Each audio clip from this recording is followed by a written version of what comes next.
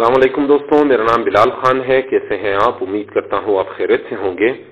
तो आज की वीडियो में मैं लॉगिन फंक्शनैलिटी पे काम करने वाला हूँ।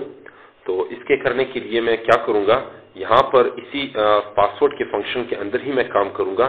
दरअसल मैं चाहता ये हूँ कि जब भी यूजर साइन अप करे तो साइन अप होने के साथ साथ वो बंदा लॉगिन भी हो जाए, यानी उसको दोबारा लॉगिन करने की जरूरत ना पड़े। तो यहाँ पर मैं इस पे काम करूंगा, लेकिन उससे पहले मैं यहाँ पर गिट को अपडेट कर देता हूँ। पहले मैं यहाँ पर गिट लिखता हूँ, गिट ब्रांच। तो यहाँ पर आप देख सकते हैं कि मैं साइन अप की ब्रांच में मौजूद हूँ। अब मैं कोई और ब्रांच बनाता हूँ और लिखता हूँ गिट ब्रांच लॉग इन, ठीक है, और उसके बाद गिट ब्रांच चेकआउट, ठीक है, और गिट चेकआउट लॉग इन, ठीक है। अब मैं ये लॉग इन ब्रांच में स्विच हो गया हूँ। तो अब अगर मैं लिखूंगा गिट ब्रांच, तो यहाँ पर आप देख सकते हैं कि मैं लॉगिन ब्रांच में शिफ्ट हो गया हूँ। तो अब मैं क्या करूंगा, इसी लॉगिन ब्रांच के अंदर मजीद काम करूंगा। तो इसमें काम करने के लिए सबसे पहले मैं क्या करूंगा, जो डेटाबेस में मैंने डेटा को सेट किया था, यानी जब यूजर रजिस्टर हो जाता था तो उसके बाद वो डेटाबेस में उसका जो डेटा था वो ट्रांसफर हो जाता था। अब मुझे उस डेटा को फाइंड करना है और फाइंड करने के बाद ही मैं यूजर को एक्सेस दूंगा अकाउंट की, ठीक है। तो इसके करने के लिए मैं जो डेटाबेस है यहाँ पर MySQL और MongoDB, इसके अंदर एक फाइल बनाता हूँ और उसको नाम देता हूँ find.go। ये MySQL की फाइल हो गई, MongoDB की फाइल होगी find.go, ठीक है। तो ये दोनों फाइल्स अब मैं वन बाय वन इसमें काम करूंगा। सबसे पहले इसको नाम देते हैं पैकेज MySQL, क्योंकि MySQL की फाइल है। उसके बाद यहाँ पर इस पे लिखता हूँ क्या कहते हैं, टाइप यूजर क्रेडेंशियल्स, ठीक है, और ये स्ट्रक्चर है। उसके बाद यहां पर मैं लिखूंगा ईमेल स्ट्रिंग पासवर्ड स्ट्रिंग, ठीक है।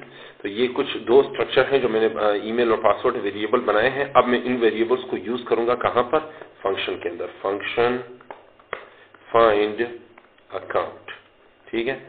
और इसके बाद यहां पर लिखूंगा ईमेल पासवर्ड स्ट्रिंग और रिटर्न क्या कर दो, बूलियन। तो ये ईमेल और पासवर्ड लेगा और इस ईमेल पासवर्ड के लेने के बाद उनको मैच करेगा। अगर ये ईमेल पासवर्ड मौजूद है उसके बाद ही मुझे अकाउंट ही एक्सेस दे देगा। तो अब लिखता हूं डीबी कनेक्शन और इसके बाद यहां पर लिखते हैं variable UC is equal to, यहाँ पर इसका क्या होगा, वैल्यू क्या होगी इसकी, यूजर क्रेडेंशियल, यानी वेरिएबल यूसी बनाया है, यूजर क्रेडेंशियल की इक्वल कर दिया, ये डेटा टाइप है इसका। उसके बाद मैं यहाँ पर आता हूँ और लिखता हूँ क्वेरी, और क्वेरी क्या होगी, वो होगी सेलेक्ट फ्रॉम रजिस्टर, क्या कहते हैं, रजिस्टर वेयर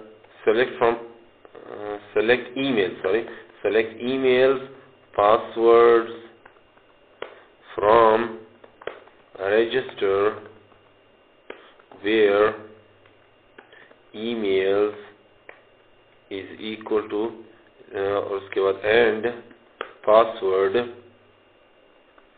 ये होगा password is equal to question mark. तो ये क्या करेगा, ईमेल और पासवर्ड को सिलेक्ट करेगा और उससे क्या निकालेगा, फ्रॉम रजिस्टर से where email and password is, तो यहाँ पर ईमेल और पासवर्ड को फाइंड करेगा इन ईमेल पासवर्ड को देकर।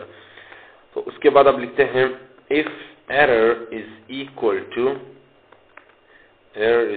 टू यहाँ पर लिखेंगे डीबी क्वेरी रो और इसके अंदर मैं लिखूंगा क्यू और यहाँ पर ईमेल प्रोवाइड कर देते हैं, यानी जो ये ईमेल मैंने इंसर्ट करना है और पासवर्ड इंसर्ट करना है ताकि इन ईमेल और पासवर्ड को फाइंड कर सकूं। उसके बाद यहाँ पर लिखते हैं स्कैन, और स्कैन में क्या लिखूंगा, यहाँ पर यूसी ईमेल और यूसी पासवर्ड। तो इस ईमेल और पासवर्ड को स्कैन करेगा और उसको इन स्ट्रिंग वेरिएबल की इक्वल कर देगा। अब उसके बाद यहाँ पर लिखते हैं error not equal to nil, then क्या करो, रिटर्न फॉल्स कर दो, ठीक है। और अगर इस तरह एरर आ जाए तो रिटर्न फॉल्स कर दो, अगर एरर ना हो तो रिटर्न क्या कर दो, ट्रू कर दो। ये इस तरह का बन जाएगा। अब यहाँ पर बात बन गई है। अब मैं क्या करता हूँ, यूजर क्रेडेंशियल को उठाता हूँ और इसको यहाँ पर लिखते हैं पैकेज MongoDB, इसको यहाँ पर पेस्ट कर देते हैं और यहाँ पर फंक्शन बनाता हूँ फाइंड अकाउंट के नाम से, और फाइंड अकाउंट में ईमेल पासवर्ड स्ट्रिंग, ये भी वैल्यू को रिटर्न करेगा, उसके बाद बूलियन वैल्यू को रिटर्न करेगा। और फिर लिखता हूं कलेक्शन, कलेक्शन में क्या करो, यहाँ पर कनेक्ट हो जाओ किसके साथ, डेटाबेस, और डेटाबेस के बाद यहाँ पर क्या करो, डेटाबेस क्या है, ई कॉमर्स का नाम, और उसके बाद जो कलेक्शन है वो किस नाम से है, रजिस्टर के नाम से, यानी रजिस्ट्रेशन में जो भी डेटा है ईमेल और पासवर्ड उसको फाइंड करो। तो इस वजह से मैंने ये कलेक्शन सेलेक्ट की है। अब उसके बाद मैं आता हूं, यहाँ पर लिखते हैं इफ एरर, बल्कि ये नहीं लिखता, उससे पहले यहाँ पर वेरिएबल यूसी यूजर क्रेडेंशियल लिख देता हूं। अब ये सही हो गया। अब इसके बाद मैं लिखता हूं if error is equal to, यहाँ पर क्या करेंगे, कलेक्शन फाइंड वन, और फाइंड वन के अंदर क्या करो, कॉन्टेक्स्ट टू डू, उसके बाद यहाँ पर लिखो बीस ऑन एम, और बीस ऑन एम में क्या करो, ईमेल दे दो, ईमेल इस ईमेल की इक्वल होगी, ठीक है। और उसके बाद जो पासवर्ड है वो किसके इक्वल होगा, यानी ये की है और इसकी वैल्यू है, वैल्यू मैं इधर एंटर करूंगा और की पहले से मौजूद है, तो मैं इस की की वजह से मैं वैल्यू को फाइंड करूंगा। अब उसके बाद यहाँ पर लिखते हैं पासवर्ड, तो उसके बाद लिखते हैं डिकोड, और यहाँ पर यूसी, फिर error is not equal to nil, then log, बल्कि ट्रू, रिटर्न फॉल्स। इसी तरह यहाँ पर लिखो रिटर्न ट्रू। तो ये हो गया है। अब ये भी सेव कर देते हैं, इसको भी सेव कर देते हैं। अब इसके बाद आते हैं यहाँ पर user.go की फाइल में, और यहाँ पर रजिस्ट्रेशन हो जाने के बाद मैं क्या करूंगा, यहाँ पर लिखूंगा, सॉरी, इधर लिखते हैं MySQL फाइंड अकाउंट, और फाइंड अकाउंट में क्या होगा, साइन अप क्रेडिट जो कि 0 यानी ईमेल है, और उसके बाद हैश पासवर्ड जो कि उसका एक्चुअल जो अपडेटेड पासवर्ड है, नया पासवर्ड जो डेटाबेस में सेव होगा वो है। तो यहाँ पर आप देख सकते हैं कि पिछली वीडियो में मैंने इसको यहाँ पर लॉगिन हैश पासवर्ड के नाम से नेम लिखा था, अब मैंने इसका नाम चेंज करके सिर्फ हैश पासवर्ड लिख दिया है। तो यानी ईमेल ये है, हैश पासवर्ड ये है। तो क्या करो, इसको और इन दोनों को फाइंड करो, ठीक हो गया। और उसके बाद यहाँ पर मैं लिखूंगा MySQL, और यहाँ पर MySQL नहीं बल्कि MongoDB फाइंड अकाउंट, और यहाँ पर क्या लिखूंगा, साइन अप क्रेड में होगा यहाँ पर हैश पासवर्ड, ठीक हो गया।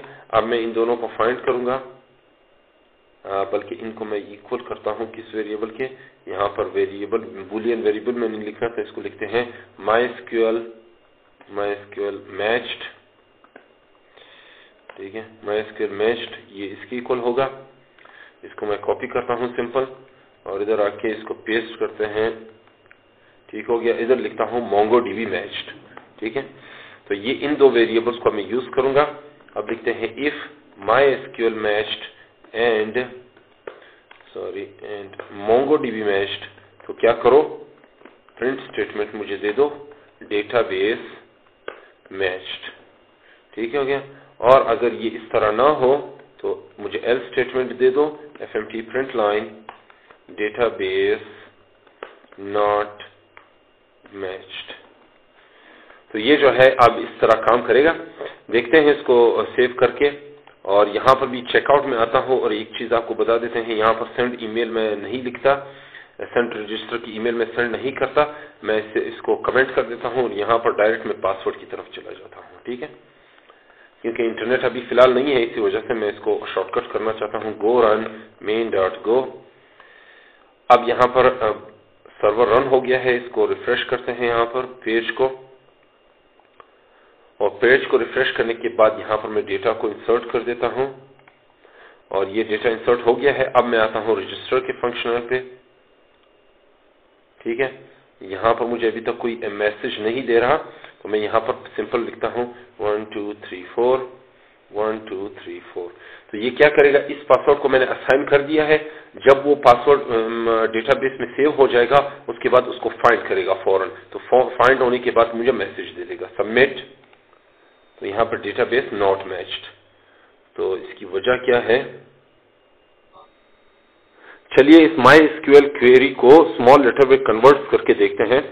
यहां पर मैं इसको रन करके दिखाता हूं, go run main.go, और अब ये सर्वर स्टार्ट हो गया है। मैं यहां पर आता हूं और सिंपल क्या करूंगा, वापस चेकआउट में आता हूं और चेकआउट में यहां पर फिर से डेटा को इंसर्ट कर देते हैं। यहां पर अब इस पे रजिस्ट्रेशन पे क्लिक करते हैं और रजिस्ट्रेशन पे क्लिक करने के बाद यहां पर मैं लिखता हूं 1 2 3 4 1 2 3 4। अब ये रजिस्ट्रेशन से डेटा को उठा भी लेगा, उसको सेव भी कर देगा। तो मैं यहां पर लिखता हूं सबमिट, और यहां पर आते हैं तो ये देखें डेटाबेस मैच्ड, तो ये डेटाबेस मैच हो गया है। तो ये मेरा काम कर गया है। तो अब आते हैं यहां पर गिट को अपडेट करते हैं, गिट स्टेटस लिखते हैं।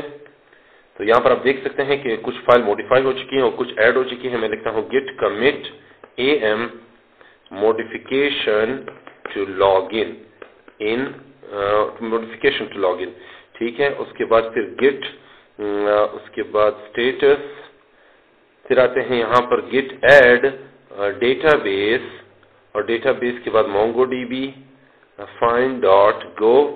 इसी तरह मैं इसको यहां से MongoDB से निकाल के यहां पर लिखता हूं MySQL। तो ये जो है अब मैं गिट स्टेटस लिखता हूं, तो यहां पर डेटा ऐड हो गया है स्टेज में।